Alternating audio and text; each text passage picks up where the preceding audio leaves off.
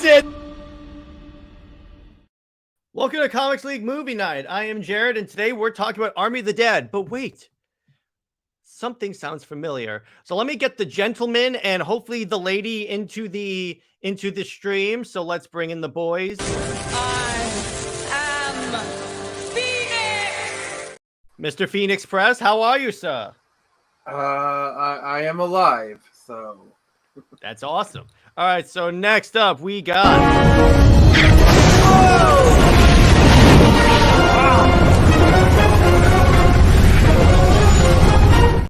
Flame on! How's everyone doing tonight? What's up? And all the hopes and dreams of Krypton live in you now.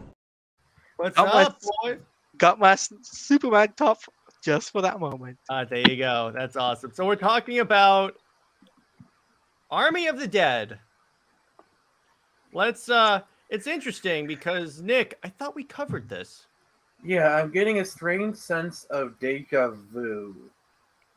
I guess it's because our queen this was SnyderQueen's pick for the night. I'm sure she will be joining Our us queen shortly. gets what the queen demands, so who are we to judge? Yeah, so for context, again, this was what Zack started working on when he left Justice League, and lasted up until I think it came out the year the Snyder Cut came out. I think, right? I can't remember.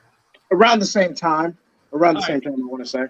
And currently, this is one of the 3 universes that our good buddy is developing. So basically, what we know.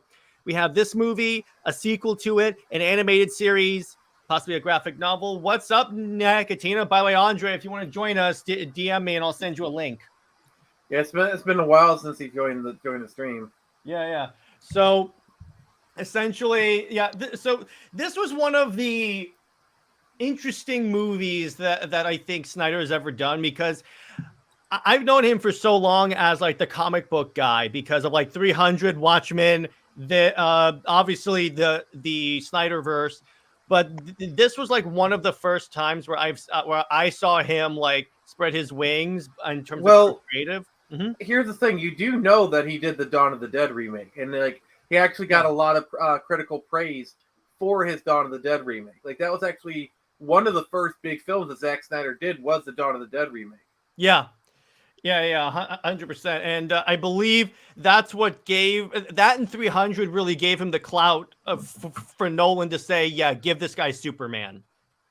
Yeah, I really want to say it was probably Watchmen that really got him the job at DC, but we can debate that. Yeah, that's fine. But it's essential. But Watchmen is fantastic and one of Nerdette's favorite Snyder movies. So for that. So this movie is basically a zombie heist movie. The idea is the zombies have been localized in Las Vegas, and there's a safe at the bottom of this hotel, or casino, that holds a large sum of money. And the idea of this team is to go in before the government nukes the site, retrieve the money, and get out. So that's the basic plan. And what's kind of funny is that halfway through the heist, what should happen? The government moves up the launch of the nuke because they thought nuking on the 4th of July would be really cool. That was their excuse. I kid you not. That was their excuse. I'm in any other movie that wouldn't work, but because this movie is so over the top, it's just kind of the cherry on this crap sundae. Yeah, essentially, it's kind of funny. This movie is essentially a Call of Duty Zombies, but as a movie, because you even think about it, you got the highly trained soldiers. They're grabbing cash, and they're in the middle of a zombie apocalypse. But the zombies are actually intelligent in this one. This is the interesting part, because it's you have the zombies form their own society. You have Zeus, who is that big alpha zombie, but also, I don't know if you guys noticed this, but you guys notice that some of the zombies appear to have metal skulls and blue eyes. Yeah, I have noticed that. To quote Zack, what that actually is, those are drones sent in by the government to spy on the zombies. I can believe it. Yeah. I think JJheat. Like I said, this movie is so over the top that the introduction of robot zombies it's just like, okay, sure. Like next, you're gonna tell me the zombie with the virus was a plague designed by aliens meant to wipe humans out and make them more subservient. Like if they literally revealed that, I'd be like, okay, like literally, I could roll with anything. In this movie. This movie's so over the top. Like, just I could, it's just anything. Yeah. What's up, Teladia? Fun fact: it takes place after Army of Thieves. Remember? Oh that? yeah, because okay, so what they did is they released a movie called Army of Thieves, which was the origin of Dieter, and his takes place before this one. It's what he was doing beforehand. It's basically a straight up heist movie. But what's cool about it, Nick? Speaking of aliens, according to Zack, aliens also played a role in that because if you notice, in the beginning of the movie, it's a blink and you miss it moment. It shows the trucks leaving Area 51, and if you look in the sky, you can see two lights fly off. So it was aliens. Nice job, Nick. It sometimes it hurts being this right. No, but here's the thing, though. Yes, it's a ridiculous movie, but it's not meant to be taken seriously, too. Yeah, It's like really they're very upfront with like the tone of the movie. Like I think setting it in Las Vegas actually helps with the tone because like everything's bigger in Vegas. Like everything's over the top or all glitzy, and I think they kind of lean into the whole like it's Vegas baby aesthetic, and it actually helps the movie. Like I mean, the intro they play "Viva Las Vegas," which was hilarious. I love that intro because Zack Snyder movies always have the best intro sequences, and I just love this one because it's so ridiculous. We have the singer doing "Viva Las Vegas" the whole time. It gets really nuts. Hey, what's up, Hooded Justice? So we're talking about Army of the Dead. Hopefully, the SnyderQueen will join us soon, and then we can get onto this. But yeah, like. Yeah, go ahead, Teladia. Like this movie was one epic movie. I remember watching this with I think it was the Back Channel, the Super Bowl Corey. I watched it with them, and my God, I was blown away. I was like, man, is this better or Army of Thieves better? I was like judging, and then I was like, it depends on what you want. Because if you want a zombie movie, this is better. If you want a heist movie, honestly, Army of Thieves is better. Yeah, because I did it according to order, right? I did Army of Thieves first, then when we watched Army of the Dead. But there is a third movie coming out, isn't there? Pretty soon. It's called what's it called again? World of Army or something like that. Army of the Dead sequel. It is called it's gonna be exploring outer space. So again, aliens. I think it's called like hang on, let me see. An Army of the Dead. I'm trying to find the actual title of the sequel. Oh, Planet of the Dead. They're really going ape crap with this one, aren't they? Yes, they are. They are very much. And by the way, I hope you get the pun. Yeah, but essentially, yeah. I mean, and the thing about this movie that I love. Hey, what's up, Ormax? The thing I really love about this movie is that Zack holds back nothing in terms of the violence. He's straight up like, no, it's an R-rated zombie movie. I'm going to use that R rating. I can't wait for Escape from the Planet of the Dead, and I can't wait for Return of the Planet of the Dead, and I can't wait for Battle of the Dead. Yeah, realistically, that's probably what's going to happen. So yeah, he's just like, okay, what Planet of the Apes title can I ape off of now? Yes, exactly. Apes strong together. You know what? It makes me think. What if Zack is planning a 5-story arc for the Army series, just like he tried to do with the DC stuff? Yeah, that'd be great. And it ends with like the entire world became an Army of the Dead. Yeah, just like how Darkseid was going to take over the world. What if he gets to do it? What about Justice of the Dead? There you go. The Snyder's Justice of the Dead. Oh, what if this is the Nightmare timeline? Oh, dude. Okay. What? Okay. That would be like freaking insane. Like if it just turns out that like the whole Army of the Dead timeline was actually the Nightmare timeline the whole time. Like imagine the post credit scene. All of a sudden you just see Batman walk up. Yeah, he's got in the nightmare suit with the scar H and the trench coat. And there's like, no, all you see, you also hear a sonic boom, and then there's just Ormax got something. He's dropping something I would want to see. I got it for you. So in this movie, you have Ben Affleck is in this whole movie, and he's playing a billionaire, but they don't reveal if it's Bruce Wayne or not. So you think, it's just Bruce, Ben Affleck gets in a Zack Snyder movie because they're friends. But in the post-credit scene, it's revealed that he was Bruce Wayne the entire time, and that this is a nightmare timeline. Congratulations, Zack Snyder's Justice League Part 2 coming up this fall. Exactly. And by the way, Ormax has a good idea. I would watch this movie, Zack Snyder's Deceased. Dude. Yes. Because can you imagine, Deceased is essentially the DC superheroes become zombies. Imagine that as a movie.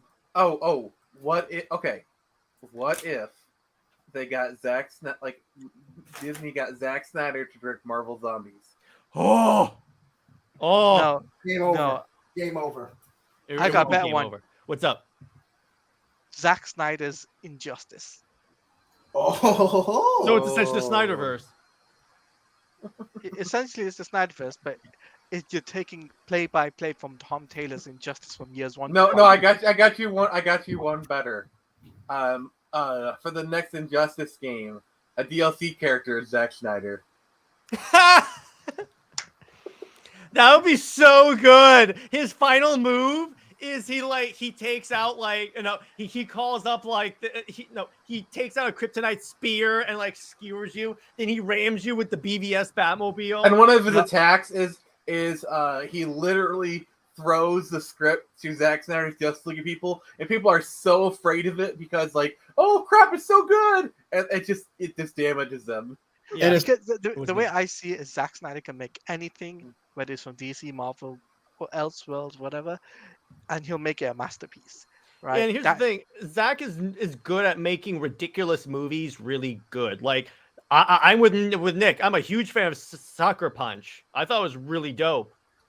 Honestly, the idea of Zack Snyder doing Marvel Zombies with the MCU cast, and actually being dark and whatnot, because we kind of got a taste of it in What If, but that was a sanitized version. Imagine an actual dark rated R version. What's up? It's almost like when JJheat and I put Thor against the Justice League. So basically, it was the first 5 minutes of Dark Apocalypse War. He tore Wonder Woman's arm off. He tore Hawkgirl's wings clean off. What if Zack directed a Ghost Rider movie? Yes. Yeah. Okay. Here's a question for you guys. What Marvel properties do you think Zack would be perfect for? I got a good one. Blade. He could do Blade. Mm-hmm. What's up, Teladia? I got a good one. What's up? An anime film. Zack Snyder's Digimon. Digital Monsters. Okay, kick him out. No, I could see him doing Wait, Attack on that's a good Titan. idea. Attack on Titan. Okay, And how about in terms of live Marvel? action hero In terms of adaptation? Marvel, there is one project that I think Zack Snyder was born to do. One that he is fantastic, and guess what? Don't Debbie you stole it fucking from me. say Debbie did it. I'm telling you, it would be the biggest FU to DC if he comes to Marvel, does the 5-film arc, but it's with the Squadron Supreme, and it destroys. Oh, and by the way, Brown I Destroyer. really wish. Yes. I really wish I could kick you out of the stream right now, Jarrett. I really wish I could. I can. I have unlimited power. It's like you can't kick me out, but I can kick you out. Jared, Dude, you're gonna Zack say it Snyder's right. Punisher. Yeah. Wait. Zack Snyder Daredevil. I would put that. Yes. But first, yes, and second off, I'm gonna put one caveat on this, Brown Destroyer. It's the Punisher in the War Machine suit. What about Zack Snyder doing either Silver Surfer or Doctor Strange? Silver Surfer, really, because I could see him more in the sci-fi alien range, but no, Zack Snyder on Planet Hulk. I'm just saying, with Zack Snyder's penchant for visuals, he could actually make a really visually interesting Doctor Strange movie. He could. I got a good one for Marvel. Yeah, what's up? Really good one. Zack Snyder's Defenders. Ooh. Zack Snyder's Venom, but it's the King in Black storyline. Dude. Too recent. I'm just saying, come on, guys. Too soon, Tevia. Too soon. Wait, what do you guys think about Snyder? It's kind of going back to DC a little bit, but like, what do you think about him doing a Legion of Superheroes movie? That would be cool. I could see him doing a Green Lantern movie because of his penchant for visuals. If there's one person that I would trust making a Green Lantern movie, it's Zach. What about Jeff Johns and Ethan Skyber? Ethan Van Sciver, yes. Jeff Johns, no. I don't trust Jeff Johns with movies anymore. Comics, yes. Movies, no. Unless I was literally just about to say that, JJheat. Unless it's Stargirl. You can stay with Stargirl all you want, but nope, sorry, because you had your chance with the DCU and you royally screwed the bed. We gotta be excited though because he turd the bed. Zack Snyder basically made. He's a visionary, a revolutionary. He is an icon. That is Zack Snyder. Well, yeah, of course. That is okay. If Zack Snyder ever gets like a finishing move in like an Injustice 3 or Mortal Kombat, the catchphrase should definitely be "Suck it, Warner Brothers." Okay. Yes. Here is my perfect project. All right. Oh. Okay. This is a Green Lantern movie, co-directed by Zack Snyder and Christopher Nolan. Okay. Co-directed, written by Drew Goddard. Keep going. And it's Green Lantern. Oh, yeah. And by the way, here's the thing: Drew Goddard is actually a really good writer when he has people to rein him in. Because remember, he did write Dark Knight, but he also wrote and directed Blade Trinity, so he is capable of doing really good stuff. Like Christopher Nolan is capable of reining him in. Now, I think having Christopher Nolan as producer isn't enough. You need I think basically if you have Christopher Nolan and Zack Snyder teaming up, Zack focuses on the big stuff and Christopher Nolan is more like the smaller parts. Mm-hmm. You know. And by Tevia, yeah, he did. He was sent there to oversee everything. And Wonder Woman 1984 is all I have to say. Keep him away from the movies. Technically, he was credited in that movie. The woman who directed Wonder Woman 1 tried to hog most of the credit. But he still played a significant role in what was going on with the DCEU going forward. And guess what? He failed. Can we be honest? One of the bigger reasons why Wonder Woman 1 actually worked is because Zack Snyder had a hand in that. Yeah, and actually, I said this to Nerdat, and I said, listen, here's the thing. Yes, there were other reasons why Wonder Woman 1984 failed, but guess what? That was Zack Snyder's Wonder Woman and Wonder Woman 1 because that was the story that he set up in BVS. I will say this. That story. Yeah, what's up? I feel like if this was solely a Zack Snyder, if Wonder Woman 1 was solely a Zack Snyder film, it probably wouldn't have been as good. I feel like Patty Jenkins actually did contribute a lot of positive things to that first movie, but a lot of it worked because Zack Snyder was basically canceling out all of her bad ideas. Yeah, he was there to rein her in, basically. It was because that was very much like the Zack Snyder version of the character, whereas 1984 was just the Christopher Reeves Wonder Woman, essentially. I mean, if you want to distill it down to a catchphrase, yeah, that works. But I think Patty Jenkins was left on her own. Plus, Jeff Johns is in the kitchen, and Jeff Johns is definitely not someone you want in the kitchen. And Jeff Johns is definitely not someone you want writing Wonder Woman. But the fact still remains, though, guys. Zack Snyder, whenever he touches any DC property, he changes the game. It turns to gold. He turns it into gold. Yeah, exactly, right? And remember, today is the day that history was made. Today is the 3-year anniversary of the Snyder Cut announcement. Yeah, the 3-year anniversary. History was made. Oh, by the way, Army of the Dead came out in May. Snyder Cut came out in February. Okay, so it was the same year. Okay. So back to Army of the Dead. What was your all's favorite scene from the movie? Mine is when Dave Bautista is jumping from table to table, firing his rifle, and he's running. He does a shoulder roll, comes up and just sprays. And The Authority with Zack Snyder would be a fantastic project for him. Yeah, absolutely. But Teladia, I'll start with you. What was your favorite scene from Army? Oh, what's that guy's name? Dieter. Yeah, Dieter. Dieter's unlocking the safe. And he goes, yes! That was one of my favorite moments of that film. Oh, it's kind of funny. In in Army of Thieves, there's a line in that movie that I'm convinced is Zack Snyder addressing his haters when he goes, to really understand something, you have to engage with it. And I'm like, really? You Anyway. don't say. Are you guys excited for Rebel Moon? Yes, of yeah. Yeah, definitely. Wait a second. It's a Zack Snyder Star Wars movie, basically. Who would be excited for that? I mean, we're going to be doing a stream for that probably 3 days after it drops. And don't forget, Zack Snyder did mention Rebel Moon will have a video game too. No, it's an RPG. Hey, wait, before game. we move on, I gotta say this. Wait. Like, did you just like mention two of my favorite things, RPGs and Zack Snyder? It's a D&D game. Oh! It's a pen and paper. Like you'll basically get a book. They showed the books for it. Oh, Okay. okay. I thought it was Okay. I thought it was an actual video game. We will be getting a graphic novel of it. I mean, if we really wanted to, we could play the game live on stream. Ooh, that would be fun. We all That'll be fun. get the books and do it. I'm down for. You know what? Let's do that. Let's make it a plan. We're gonna do that. What's up, Legion? How you doing, brother? Now I'm But gonna create a character called Snyder Kiss Zackerson. And like- restore the Snyder Kiss. What are you cooking Rebel Moon, Zach? When are we going to get something? Yes, we need Rebel Moon information besides But that trailer.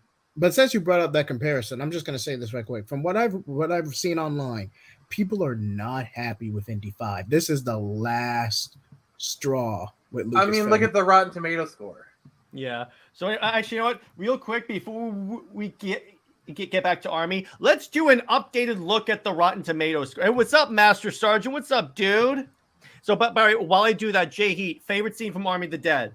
favorite scene, it would definitely be the zombie horde where after the zombie bride dies and then the zombie king just lets loose.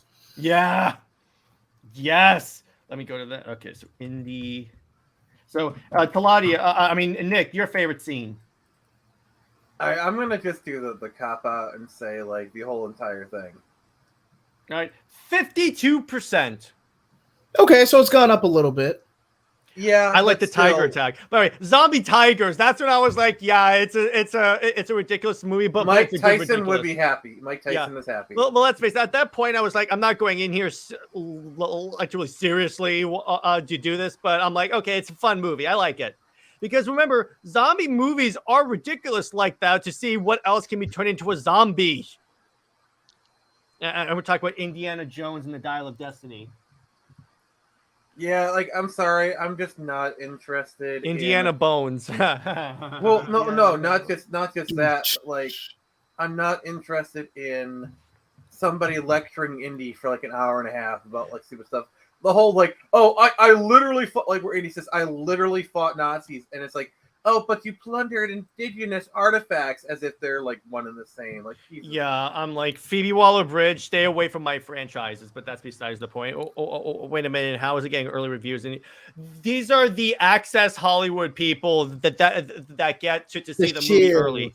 The Shields. The opening sequence of the film is honestly my favorite. Montages of main characters. Yeah, it kind of established it. It gives you, without saying anything, the opening for Army. It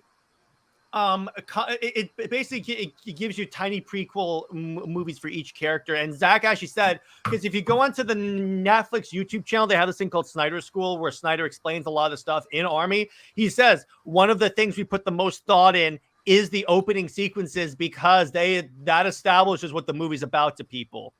But I think Dieter's the only one who got a prequel story, and that was with Army of Thieves. So far, I think the sequel is the animated series. I think is gonna follow the do with the Power Saw Devro. Yeah, lucky jerks. I know, but yeah, that's why I love Zach's movies.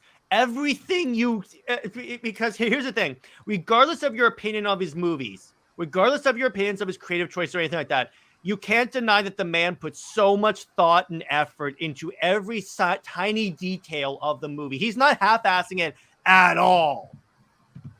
Yeah, and literally every artist, every actor that works with him sings his praises. Like there was an article that came out where Dave Bautista, from Army of the Dead, like just raved about how much he loved working with Zack Snyder. Yeah, because he said it. I treat all my people like family. He considers the Justice League cast his closest friends. So I'm like, yeah, of course you're gonna have a good relationship with your talent if you treat them like family. There you go. They screwed the character over by not doing more indie movies when Ford was young enough. Look at Bond. They jumped on Connery while he was young and made a lot. Yeah, that's true.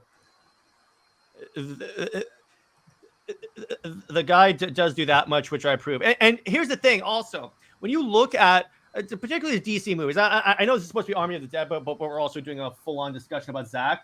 When you look at the stuff at his DC movies, by the way, yes, Zack Snyder Spawn.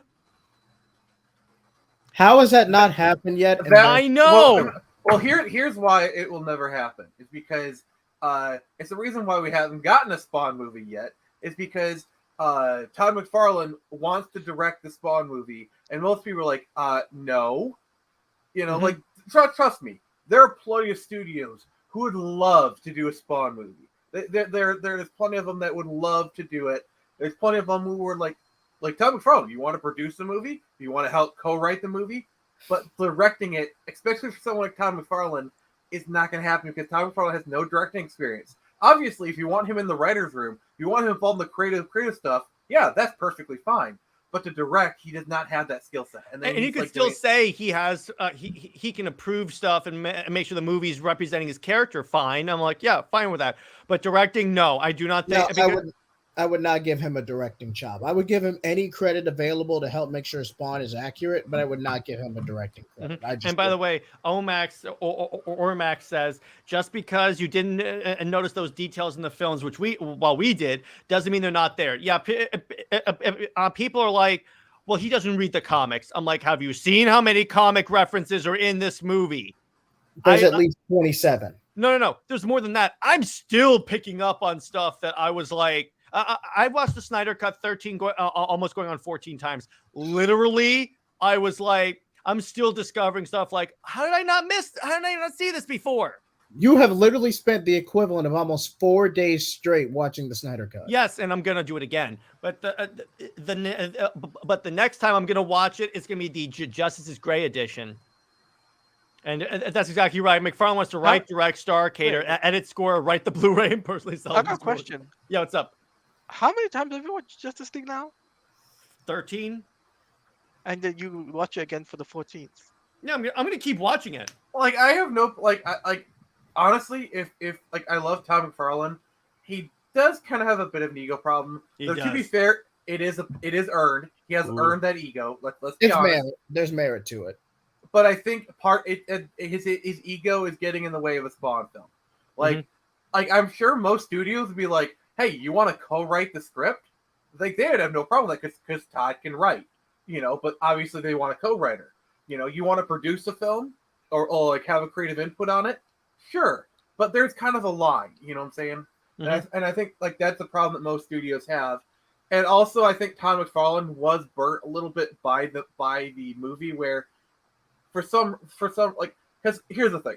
In the 90s, an R-rated superhero film was just not going to happen. The reason why Blade got away with it is because it was a vampire film first and a superhero film second. Yeah. Okay. That is true. That's the reason why Blade slipped past. It's because it was presented as a vampire film. That's why people ignore that when they said Black Panther was the first black superhero movie, the first black Marvel movie. I'm like, no, it's not. I mean, trust me, Blank Man wants the word if you want like black superhero.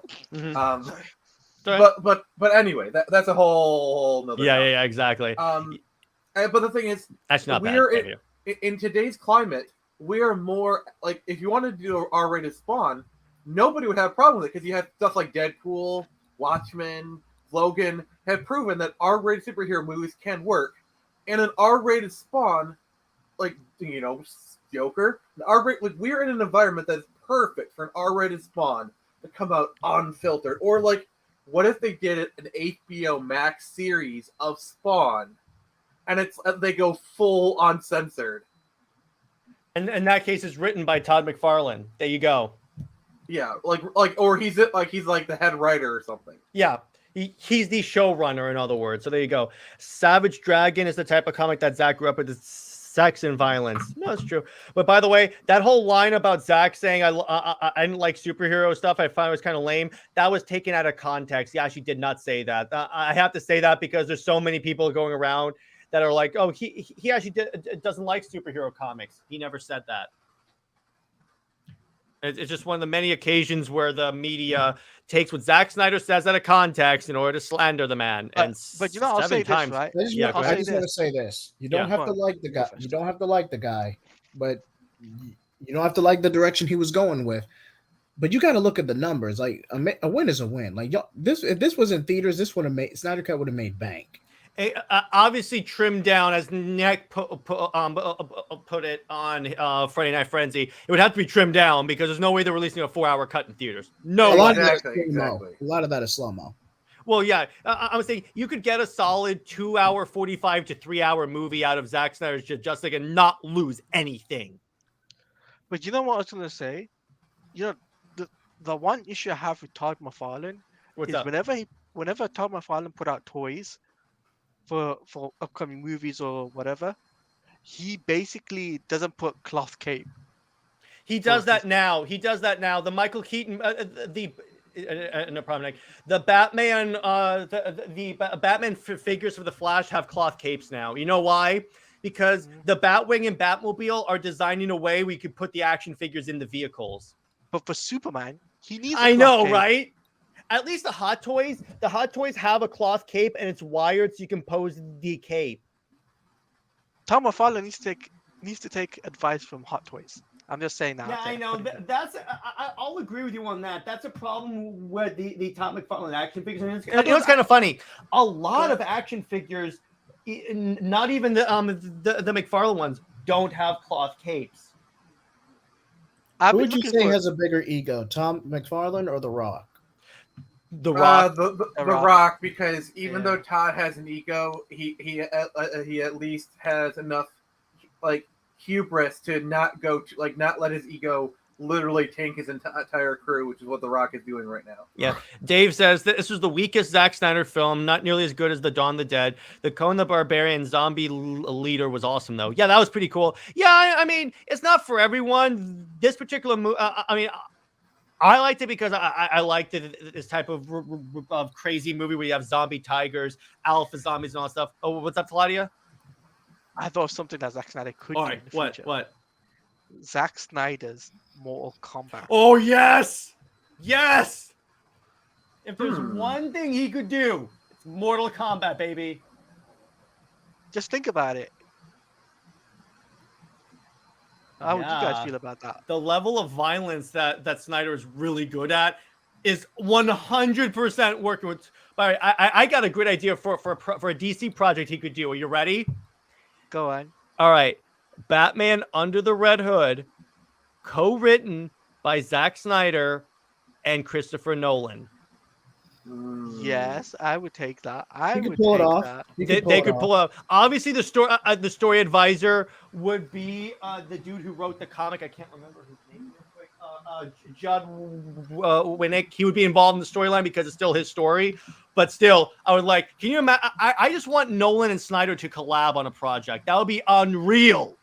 What about Zack Snyder and Scott Snyder? That'd be the comic of Justice League Part 2, as Nick said last time. Yeah. Scottception. Yeah, now that's a Snyder con. All right, Zack Snyder's Conan the Barbarian. Yes. That'll be interesting. With Jason Momoa as Conan. Wouldn't that basically be 300? Kind of. Oh, R-rated Zack Snyder's Power Rangers. No, because no. There's already an R-rated Power Ranger thing happening, and that's with Jonathan and Twisay. Just saying that. I realize you peeps have known this forever, but I just learned that Snyder's teasing a Twilight of the Gods animation thing. What is that? So what that is, Zack Snyder's making an animated series that's basically the Norse gods. So he's making a series about Norse mythology. It's going to be like an anime series, but with the Norse gods. So think about it like God of War, but with no Kratos. Zack Snyder directed a God of War movie. In other words, new direction in the most recent episode. Check it out. You'll have a blast. We had to. We destroyed the DC universe pretty much. To the point where JJheat and I are looking at each other like, can we possibly do this and get away with it? By JJheat, I'm just gonna tell you, that was my favorite episode of New Direction we've done yet. That was so good. Oh man. Yes, God of War by Zack Snyder. Yes, and with Momoa as Kratos. No, not Momoa. Oh no, Bautista as Kratos. Yes. Wait. Speaking of Bautista, Gears of War directed by Zack Snyder. No. I'd settle for Christopher Judge. Wait. Thank you. Wait. Halo directed by Zack Snyder. Okay. Can I blow your permission to blow all your minds? Permission granted. Teenage Mutant Ninja Turtles, directed by Zack Snyder. Yes. And by the way, the movie is in black and white. And I'm gonna tell you, and Nick, I have one thing to say to that. Cowabunga. Cowabunga it is. Yeah, go Dragon Ball Super, but Zack Snyder. I love how we're just naming off Zack Snyder stuff we want. God of War 2018 first Baldur fight was inspired by Man of Steel, I'm sure. So many fight scenes were inspired by Man of Steel. But so anyway, back to Army of the Dead. And one of the things that I really dig about this, and by the way, there is going to be a prequel series where we're going to see like how does Zeus get infected too? Because according to Zach, Zeus was a soldier that was experimented upon. I could see that. So apparently, the encounter. So somehow the aliens are involved in this, and then that's what Planet of the Dead's for. But apparently, it's like there was a soldier that was like experimental serum or something like that turned him into zombies. I'm not exactly sure how this works, but it's gonna be really cool. And apparently, I think there might be there may be a game or like I know there's a comic for Rebel Moon coming out. Which before you ask. Yes, we will be reading and discussing on Comics League. That's happening. Watch, my room is going to turn from DC into all Rebel Moon merch. Yes, Super Zombie was named Zeus. I forget what the female zombie was named after. I just call her the Bride because I can't remember the name. Yeah, I think her name is Bride. We'll just call her the Bride. And the blue zombie baby, the blue blooded zombie baby. Oh, Brown Destroyer. By the way, first off, Zack Snyder's The Shadow. Zack Snyder's Planet of the Apes. Oh, he'd have a field day. I got a good one. What's up? Zack Snyder's Shadow of Mordor. Woo! Zack Snyder's Lord of the Rings. I'd pay for that. Well, as much as I don't like that idea, it would still be better than Rings of Power. Yes. Any word on the Rebel Moon trailer? I have no idea. Not yet. And before you guys ask, I probably expect that maybe Comic-Con. San Diego Comic-Con, I would say. So I got one for you. Zack Snyder. Yo, what's up, Metal Gear Solid. What shenanigans are you guys on? Well, we're talking about Rebel Moon. Well, I was saying something, but you guys talked over me. So. Oh, I'm sorry. But we're talking about Army of the Dead, but we're also talking about what other Zack Snyder projects we want. Okay, hear me out on this one. Hear me out. Zack Snyder, Metal Gear Solid. Oh. He can pull it off. He can pull it off. Not gonna lie. Wait, I got it. Zack Snyder Super Smash Brothers. No. Yes. Zack Snyder does Metroid. Yes. No, what's that game? What's that game? Wait. What's that game that Nick is excited for that's coming out? It's really, really pumped for. Fallen Order? No, Armored Core. Armored Core. Zack Snyder's Armored Core. No. Better yet, Zack Snyder's BattleTech. Ooh. Oh, okay. Have you guys heard of Shadowrun? Yes. Have you guys heard of the Shadowrun universe? No. Yes. It's a pen and paper RPG series. It's basically cyberpunk meets fantasy. So, for example, you have elf hackers, and dragons are it's like you shoot straight, conserve ammo, and never ever make a deal with a dragon. That's like the Shadowrunner's creed. It's such a really unique universe, and I love it. Oh my God, Zack Snyder would do such a good Shadowrun. And Zack Snyder on Resident Evil would be better than that Netflix series. What Netflix series? Yeah, I know what one. Zack Snyder's Underworld. The Underworld movies were actually not that bad. They really I thought of a weren't. good one. Yeah, I got a good They one. weren't accurate, but I wouldn't say they were bad. What's up, Teladia? the first Zack 3 Snyder- were really good. The other ones are. Teladia was talking. What's up, Teladia? Zack Snyder's Alien versus Predator.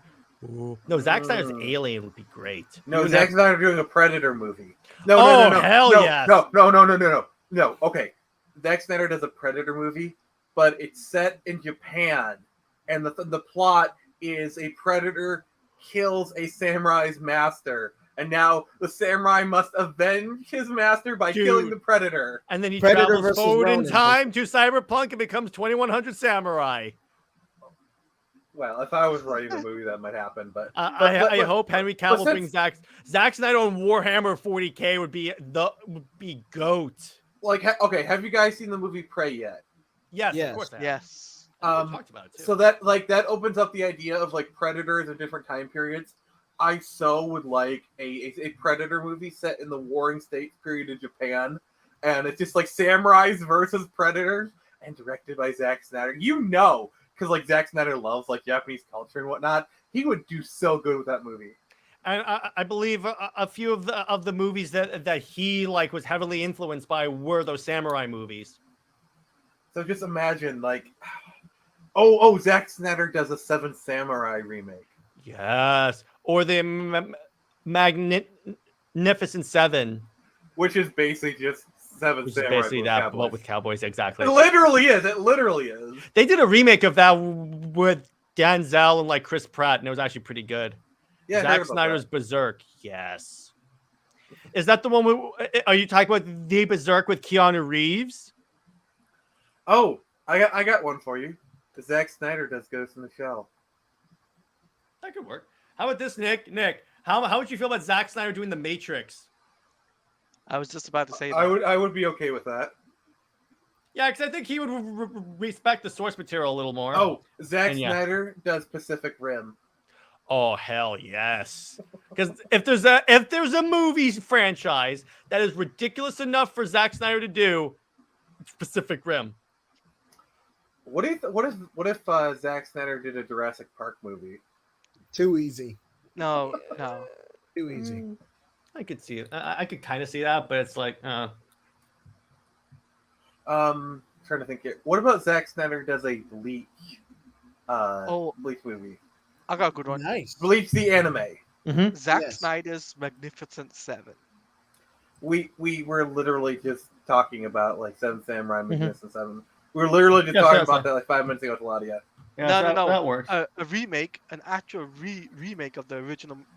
We did get a remake of it, and we were talking about that too. It's fine, Nick. It's fine, Nick. Don't worry about it. But Seven Samurai equals all of the. Oh yeah. That's what Rebel Moon is. A combination of Star Wars, Seven Samurai, Magnificent Seven. Zack Snyder does a Battleship Yamato series, or as we call it here in America, Star Blazers. That could work. So anyway, back to Army of the Dead. Battlestar Galactica. No. Yeah. I gotta say one more. One more, and then we're Snyder does an Astro Boy movie. done. That would work. So anyway, I got all right, one more, and then we're done. One final one that will blow all your socks off. Zack Snyder's Arkham. Wait, Zack Snyder's, you mean it's a Batman movie that's in the Arkham universe? No, just basically Zack Snyder tackling all the villains in Arkham that face off against Batman. That would work. I would like that. That'd be Also, super cool. can we highlight Bruce's first comment? I think that's really good. Zack Yes. Snyder's Highlander. Come on, I've give me never the seen prize. Highlander. Oh, what? We may have to What? make that a movie night. There can only be one. Seriously, how have you not seen Highlander?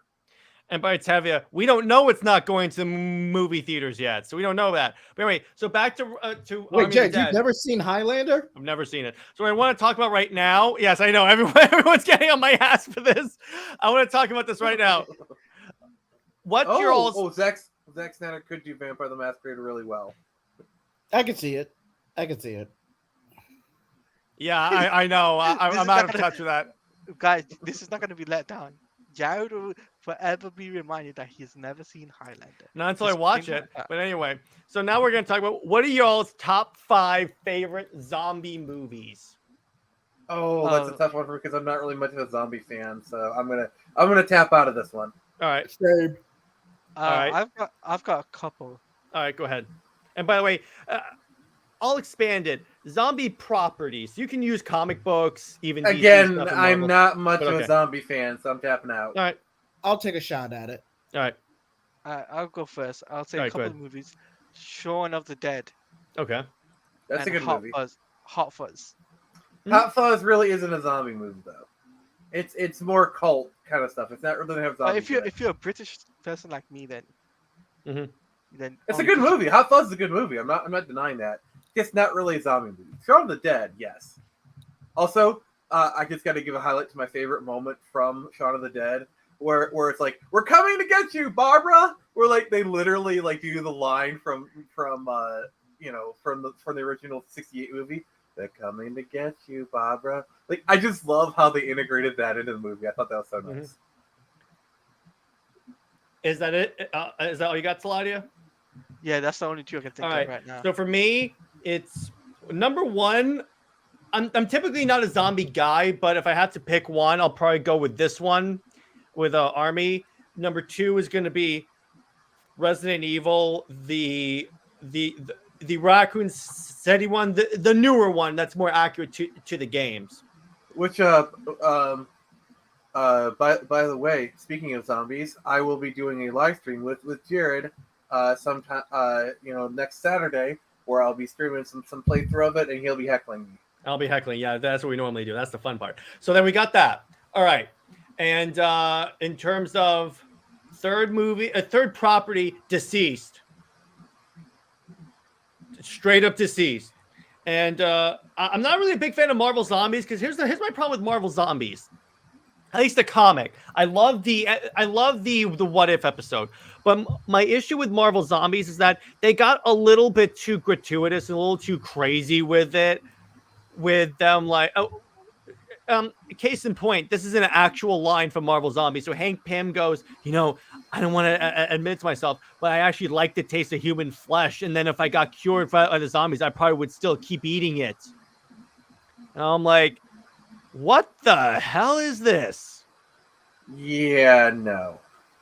Yeah, I watched like a season or 2 of The Walking Dead, but it was like way too long for me for anything to get done. So I was like, okay, this is getting a little boring for me.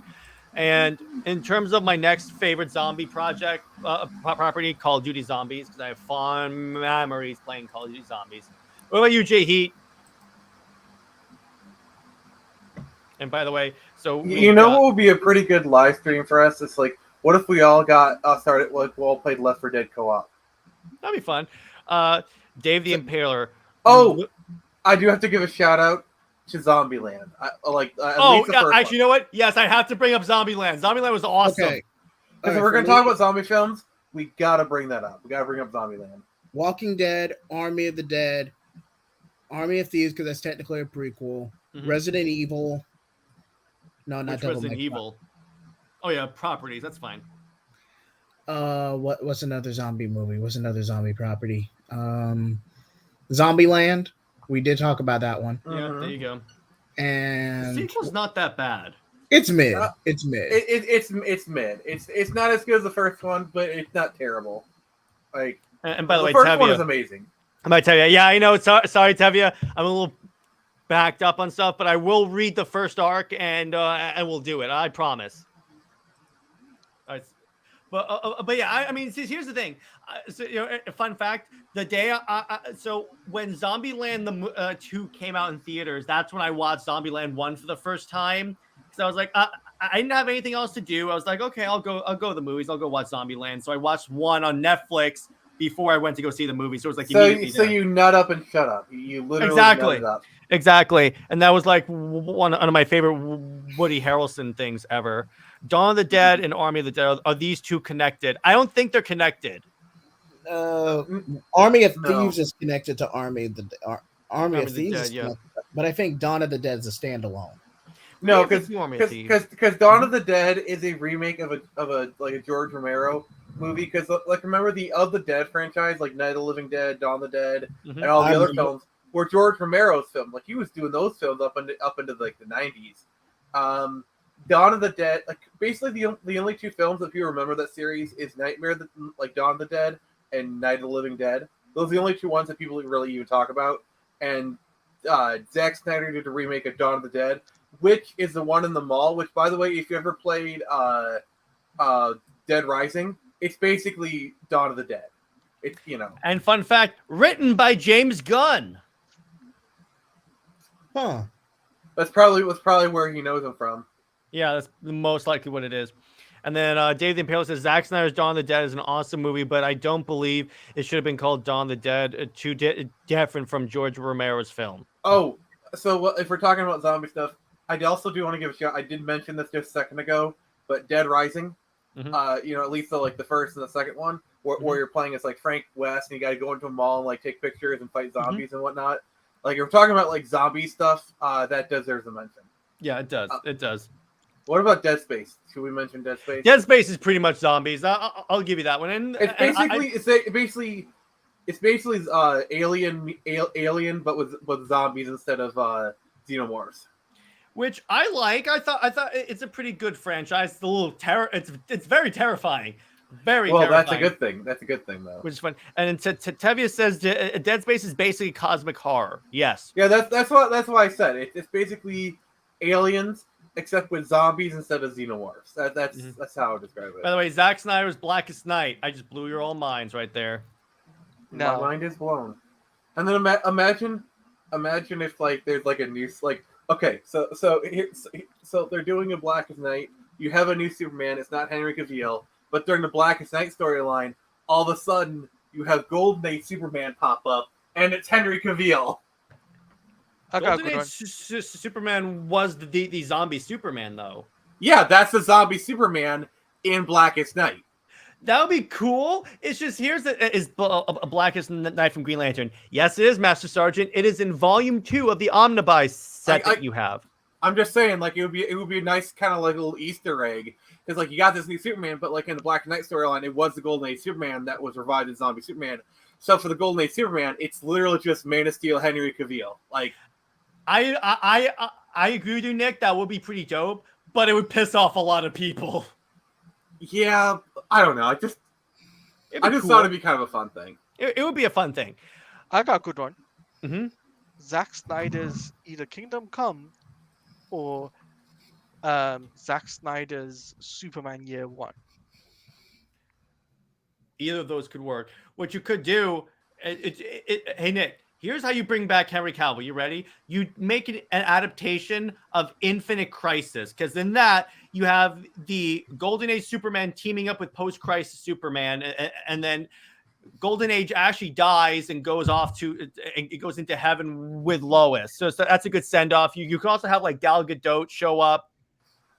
You could also have Gal Gadot show up as Golden Age Wonder Woman and all that, and mentor the newer Wonder Woman. There you go. Zack Snyder Identity Crisis. That would honestly be a good one for him. I'm at the part with the Crayola of lanterns. That's good. I love that one. That's great. It's figuring out there was a Black Lantern out there raising the dead. But by the way, how are all those heroes dead? They're dead from all the other events that DC has done and haven't brought them back yet. Yeah, because if remember in the comics, Golden Age Superman died like a few years prior to this, like for good. Golden Age Superman died in Infinite Crisis. Infinite Crisis, yes. And how long was that before Blackest Night? Not that long before. I would say 5-6 years, give or take. Well, yeah, because here's the thing. Infinite Crisis happened, then Final Crisis, and then Blackest Night. Because remember, Batman dies in Final Crisis. Yes. Now, just so we can clarify, Golden Age Superman, that's like the 50s and 60s version of Superman. That's the 30s era Superman. Yeah, I think when did they phase him out for the new one? Was it post-Crisis or was it in the 70s? Crisis is when they phased him out, because in Crisis, he, Lois, and Superboy Prime went to the Paradise Dimension. Okay, and so yeah, and then you got post-Crisis Superman, which is the one that we're all familiar with. That's the one that Henry Cavill wants. And by the way, so is this out of the New 52? Blackest Night is pre-New 52. DC tried to make you think it happened, even though a lot of the characters that would be very important for Blackest Night don't exist in the New 52 continuity. What's funny about Blackest Night is it happened during kind of like that 2-year time period that I won't freaking shut up about, where like Batman is dead, or at least you think he is. And so Dick Grayson is Batman, and Damian is just starting out as Robin and whatnot. Mm-hmm. Like that's kind of like the big event of that time period. Like I won't freaking shut up about it. I know. Here's another. Here are a couple more. Here are two more. What were they mentioned in zombie movies? World War Z and I Am Legend. Well, yeah. By the way, have you seen the alternate ending to the movie I Am Legend? I have. I think it's better. But by the way, you do know that like I Am Legend was made in the 60s, a movie called Omega Man. Really? Yeah, because I Am Legend was originally written in the 50s by an author named Richard Matheson, who, by the way, also wrote for the Twilight Zone. Just wanted to point that out.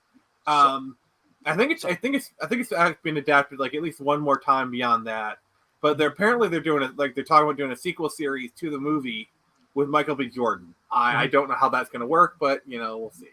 Don't worry, Master Sergeant. That's why this channel exists. So, Teladia? I was going to ask this. I'm so confused because I read a comic where Superman New 52 returns in Rebirth, right? And they all bring all the older Superman stories, right? All the older Superman from previous timelines. I know what you're talking about. Was that in a Trinity comic book?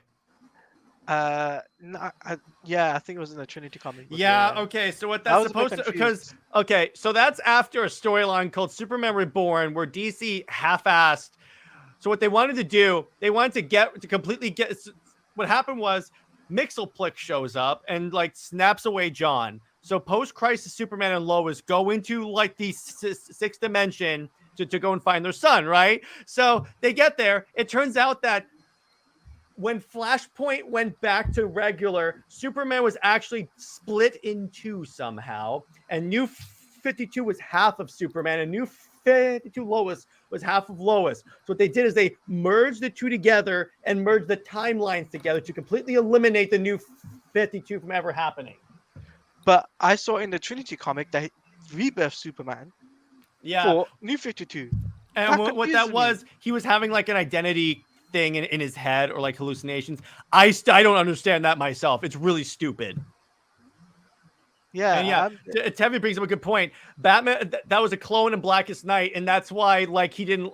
That's why when Blackest Night Batman showed up, he was like, oh, instead of like more like cognizant, because the Blackest Night zombies were more cognizant and talkative than typical. Blackest Night was kind of a commentary on how comics so casually kill off characters and then bring them back. Similar to how Infinite Crisis comments on nostalgia and modern, more adult comics. Yeah, exactly. That's what it was. The Last Man on Earth. All good ones. And Tevye has to bring up John. Oh, boy. Yeah, I know. No. This is appropriate because guess what? Yeah. He was pretty. He's the inciting action of this storyline. It's really stupid. I hate the storyline. Yeah, that's why I had to ask because I was a bit confused by it. And by the way, we will talk about Blackest Night eventually because I know someone put on my Twitter that they wanted me to do a discussion on Blackest Night, so we'll do that at some point. Basically, I think that is a good place to leave the stream. I'm sad since SnyderQueen missed this one, but hey, what can you do? It's all good. So next week. Actually, next week, Nick, do you want to tell the people what movie? Next week, we fight for the users. Yeah. Oh, Zack Snyder's Why the Last Man. That would work. And restore the secret damage made me so happy. And of course, bonus erase. Okay, Tevye, now you're pissing me off on that one. So, by the way, actually, no, it didn't, because the writers kept Teladia to reference that. Here's just so it's weird. One of the purposes of Superman Reborn was to wipe the Superman and Wonder Woman romance from DC canon, but the writers still referenced it. That's how messed up DC is. They try to eliminate it, but other like Wonder Woman writers were talking about, oh yeah, she dated Superman. So yeah, next week we are covering Tron Legacy. Mm-hmm. And by the way, I will be specifically telling you certain drops to get. So yeah, just send me them and I'll use them. There was a Grant Morrison tie-in with Batman and Robin. They used the Lazarus Pit to bring Bruce back. It was crazy because it's one of the Darkseid clones. Yeah, and what the hell am I going to do now exactly? But just keep reading it. It's super awesome. It's one of my favorite runs of a comic book ever. Is the Jeff Johns Green Lantern run? And again, I've actually been looking into picking up some more trades. Some you of the should. stuff that So basically, what I'm looking at getting into is I want to get like the Rise of Draken trade for Power Rangers, of course, Shattered Grid. I want to try and find the Red Robin run, from the late 2000s. I don't know. Can I make a suggestion? What? Green Lantern Rebirth. You don't have to know any Green Lantern stuff in order to get into it. And it's Jeff Johns and Ben Skyver. Cool, but I don't know. How about the Court of Owls? Possibly, but like the other one, I want to start reading some more Legion of Superheroes. Like that's really old school right there. Yeah, you want to read Legion. That's a good one. Yeah, I'm a Legion fan. One trade that I do recommend you check out, Jared, is Superman and the Legion of Superheroes. That's like pretty much a self-contained story.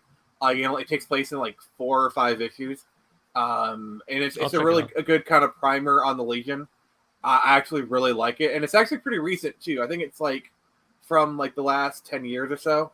Mm-hmm. Sorry, Courage is messing with my headphones, but it's all good. Yeah, I'll check that out. I'm interested in the Legion and getting into other stuff.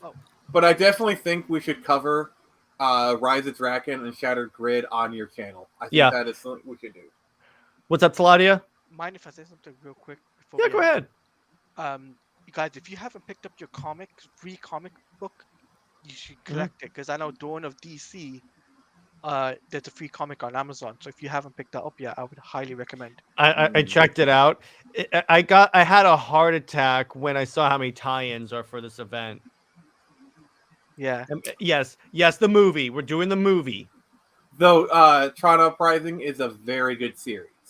Yeah. Which who knows? We might cover it on our rewatch series at some point. And by the way, don't count out the sequel, because from what I hear, the sequel is in active development. Actually, I think they recently did announce that I got the green light Tron Ares. It might have been just speculation, but I think I saw like a YouTube short or something about it. So basically, the rumored movie is Tron Ares, start with Jared Leto as like Ares. It's not sure how much of it ties in to pre-existing like lore or whatever. But that's the movie that we're like Jared Leto supposedly leaked it a while ago. It's probably in development in some fashion. I don't know the actual status of it. I think Jared. Well, actually, they have a start date for filming. So yeah, July 3rd. I have a little bit of trepidation about it because Jared Leto, not the best track record, but I am going to, when it comes to Tron Ares, I am going to try and approach it with an open mind. That is the best I can promise you. Jared Leto's also in Lord of War, or it's Morbin time. Oh dear God! Jared, you just gave me butt cancer. So I swear, if they do a Morbius 2, or no, I saw it. It's kind of funny. I was watching a comic story in video, and he said, one of his guests said, what they should do is so they're making the R-rated Kraven movie, right? So what they'll do is they'll break Kraven out of prison at the end. Morbius will break him out, and then for a joke, he'll go, "It's Morbin time." I could literally see them right before they broke out off the frame, hey, we need your help. All right then, Morbin time, and then he just walks off the frame. Yeah, I could so see them doing that. Mm-hmm. The director did Top Gun Maverick? Yeah, he did. Wow. Yeah. The movie did okay. Here's the thing. Tron Legacy, it did okay. It wasn't the big blockbuster hit, but the other problem with Tron Legacy is right after it came out, Disney bought Star Wars. And basically, the place that Tron was supposed to have, like their big sci-fi franchise, was taken up by Tron, and also the other thing is they did the Tomorrowland movie a year afterwards, and that thing like straight up bombed. And so I think Disney was a little bit hesitant to do Tron because like remember they did because like I think Disney knows that people love Tron Legacy and love Tron Uprising. Like I think Disney because like remember the other thing you know is they just put in the Tron Light Cycle coaster at Disney. Like Yeah, they just put in a big ride. So I think Disney now is more willing to invest in Tron, especially with the ride. But also you got to remember the ride is Tron Legacy themed. Like they use Daft Punk music. The aesthetics is Tron Legacy. Yeah. So Disney knows Tron Legacy has a fan base. So if I were to guess, I would say Tron Ares is probably going to be a loose sequel to Tron Legacy. Like you might see some of the other people appear, or it'll just kind of take place in the world. I don't really think I don't think Jeff Bridges is going to appear. I don't think Bruce Boxer is going to appear. You might see Garrett Hedlund appear as Sam Flynn. You might see Olivia Wilde appear. But I don't think enough to link the two movies together. Yeah, like you might see kind of like one or two scenes with Sam, just like put it in the same world, just not the exact same direct story. Because probably what they're gonna do is probably gonna be like a 10 years later movie kind of thing, where enough time has passed to where like they don't have to directly link the stories and kind of do a new one. Oh yes, I too am pissed that Tron Uprising never got a season 2, especially the way they ended season 1. Still haven't watched it. Oh, it's so good. Also, that may be a rewatch.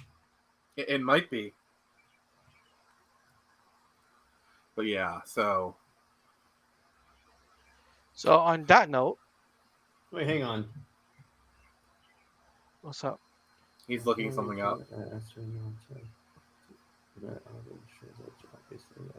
Oh, okay. That's, nothing. But anyway, so yeah, so we're gonna call it for this one. So I'll go around. Nick, where can we find you and what's coming on the channel? And by the way, wait, he's lost. Yeah, he's lost for words. Yeah. Sorry, I didn't see what he posted initially, but you can find me on Twitter at the Phoenix Press, YouTube, just search the same, and then yeah. So what I got coming up, I got Super Split Screen Brothers coming out on Wednesday. Then for the Friday Night Frenzy, we're doing a rewatch. We're doing a live rewatch of the Avatar movie that does not exist, the one directed by M. Night Shyamalan. This is in preparation for the return of Avatar on my channel, because Avatar Rewatch is returning not this Monday, but next Monday.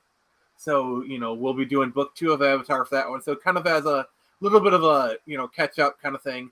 We'll be doing that. And also the next day on Saturday, 3 or 4 p.m. We haven't nailed down the time yet. I will be streaming per everyone's request. I will be streaming Resident Evil 2. And Jared will be there to provide his very colorful commentary. Oh boy! And for those who don't know what we normally do, so Nick plays the game and I watch him. And whenever he inevitably screws up in the game, I hurl insults. Yep. Oh, okay. And so I have been playing Leon's campaign, but I'm actually going to start up Claire's campaign just so we can kind of start from the beginning. And just go from there. I think that'll be really cool. And by the way, Teladia, if you're interested in this actually in practice, go on to Nick's channel and watch his Fallen Order playthrough. Oh yeah, I've been watching the Fallen Order playthrough. That's what we do. That's essentially what we do. Like I have to explain to him the concept of blocking a blaster bolt when someone's shooting at you. Fudge off. Yeah, exactly. Hey, you're a Jedi. You're supposed to be able to deflect a blaster bolt. Fudge off. If you're the last Jedi, the Order is doomed. But what's up to Teladia? Fudge you. So Teladia, where can we find you and what's coming on the channel? So on my YouTube page on Wednesday, we have the live reaction watch along for Superman and Lois episode 9, and that is going to be exciting with Jared and JJheat, as obviously they didn't have any this week, so I'm really excited for the next episode. And also on my Twitch page, which is twitch.tv/Teladia Plays, you guys can find me with Mad Max and a few other guests as we do the PlayStation Showcase live reaction, which is going to be really interesting to say the least because it's an hour long. So I'm very excited for that. And run sector, we're just wrapping up. yeah, so really, I think next week is going to be a really busy week for me overall. Yeah, it is. There's a lot of stuff coming out. Hey, Ron, how you doing, buddy? So, in terms of Comics League, so I have an Under Two Capes episode that came out with JJheat about what went wrong with Secret Empire, i.e., they did it. And I have, like JJheat and I were hyping up, we have a new direction out where we're talking about what happens if Thor, and by Thor, I mean not Marvel Thor, showed up in DC and wrecked the Justice League. That's pretty much what that is. And in terms of Monday, I'm still figuring out what exactly I want to do. What are the chances we get another season for Superman and Lois being produced outside? Slim. Very slim. Because James Gunn does not want anything to conflict with his universe. If he does that, he is going to get a lot of questions about the Snyderverse. But I'm just telling you that. But actually, on Monday, I'm gonna do the discussion on Blackest Night. If any of you gentlemen would like to join me, that'll be Monday's little piece of content. Yeah, sure. On Wednesday, I believe Nick and I are gonna do a discussion about I believe indie comics writing or something like that. I believe I DM'd you about this like a little while ago, but we'll coordinate out of this. I'm hearing about it, but I'm open to talk about it. Yeah, so I thought there was something indie that I thought we were doing. I don't know, but we'll work on that. But in terms of Under Two Capes next week, actually, Teladia, I'm gonna go with your suggestion in this episode. So what was that again? Under Two Capes? That was the I can't remember. I totally forgot now. You have to write these down. We're so professional. Write it down. Yes, we are consummate professionals. We are very consummate professional. It wasn't Blackest Night. No, it was. Wasn't it something Superman related? I don't know, but anyway, so yeah, but we'll figure it out. We'll figure it out. But anyway, there will be content coming out. That's the point. And remember, next movie night is Tron Legacy. Get your Draft Punk merch. That's such a great theme of the song. Jeez. The music. I'm still pissed that for best original soundtrack that year they got beaten by The Social Network. Like I'm sorry, but like I've watched The Social Network, and while it's a good movie, I can't remember the soundtrack. Like I can't remember the soundtrack one freaking bit, and yet Tron Legacy lost to. You want to know why? It's because Trent Reznor did the soundtrack to The Social Network, and I can't even remember the soundtrack one bit. It is nowhere near as memorable. Like I'm sorry, I am salty as frick that they didn't win best original score for Tron Legacy that year. I am pissed. They lost to The Social Network.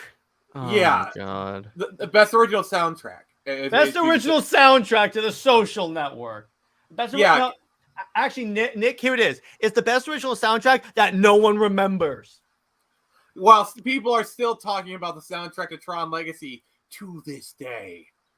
Yeah, exactly. People barely talk about The Social Network now, and when they do, it is never about the soundtrack. Yeah, but I'm sorry. I am still mad. I am still mad. And Dave brings up James Gunn's Superman is going to be compared to Superman and Lois as well. People will be angry if he cancels the show and the Superman isn't as good. And I tweeted about this. Watch, guys. I guarantee you. So let's say his movie bombs, or it's like not critically like a darling. Then they'll say, but you have to wait to see his whole plan before you can judge his movies. And I'm like, really? Where have we heard that before? Well, it would be nice if we gave Zack Snyder that same courtesy. What was the line from The Office? I need this as a drop. Well, the turntables continue to turn. I've been a fan of Nine Inch Nails, but Trent Reznor's soundtrack was pretty mundane, like most of his soundtrack work. His music has gone way downhill over the years. I will say this. Trent Reznor's Quake soundtrack is really freaking good. Yeah, it is. Quake the game. So Yeah. like, if you didn't know, Trent Reznor did do that's why the nail gun, the ammo has like the 9 Inch Nails logo on it. It's because Trent Reznor did the soundtrack for Quake. Oh, okay. Okay. That makes sense. How the turntables. Yes, exactly. I need that as a drop. I'm going to grab that. That will be soon. So on that note, everyone, see you next week. Stay heroic, and we'll see you in the next one. Bye-bye. Wrong one. Wrong one.